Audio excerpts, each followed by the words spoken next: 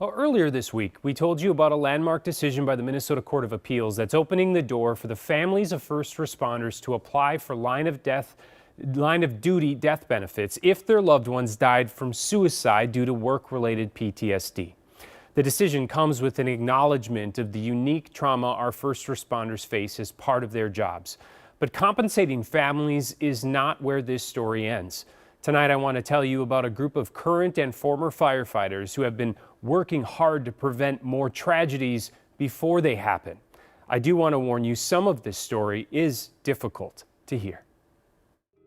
28 years into a career as a firefighter and paramedic, Thomas Brooks was on the verge of ending his life. I had planned where and how. He says he began to spiral in 2018 after he was among the first to respond to a teen's suicide. I went on a call in November just before Thanksgiving, and from that point on, in 4 months, I basically made the decision that I wasn't going to be here anymore. I took a tumble in a very short time that I didn't understand. Fortunately, he says his plans changed following a serendipitous text containing a perfectly timed invitation. I stopped at my captain's ice fishing house on the way home from up north and just kind of broke down and found out he was going through the same thing for 2 years. Never knew about it. That conversation helped him realize he's not alone and understand the stigmas that kept himself and other first responders from seeking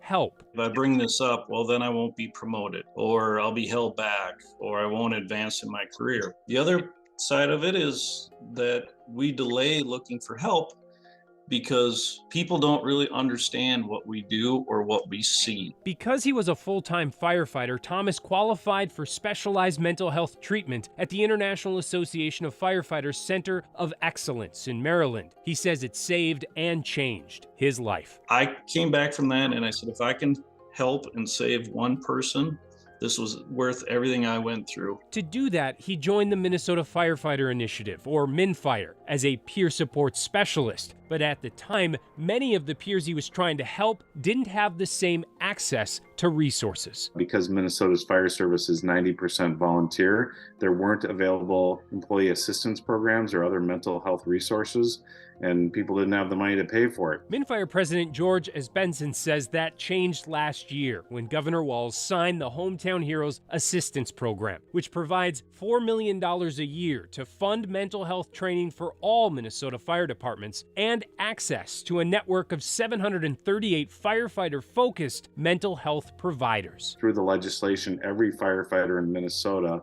is eligible for 5 free visits per incident per year for themselves and their family members through this network. That access has already led to 585 mental health visits in just 17 months. And that doesn't include the more than 500 firefighters who have formed a community with more than 100 peers like Thomas. When I come in with my history, they're like, okay, he's been through it. He's actually walked the walk. He's been to treatment. There is a better side to this. There is a good outcome. Do you believe this program has saved lives? Oh, completely. Completely. When I go into a peer class to teach and I look around and I see the guys that I helped that are becoming peers, it's like, this definitely works. This definitely saves lives, and it's growing. But we just got to keep on it. Now, if you're a firefighter in need of help, MnFire has a 24-hour peer support line that we have posted behind me here. George says he believes the true value of their efforts will be realized when they see the rate of suicide among Minnesota firefighters fall to levels at least on par with the general public. By the way, we also have this number and a link to MnFire's website along with this story on KARE11.com. And if you are not a firefighter and you're someone you know is in immediate emotional distress or a suicidal crisis, you can call 988 to connect with the Suicide and Crisis Lifeline, or you can text MN to 741-741 to chat with someone in that way. We'll also have this information posted with this story on KARE11.com.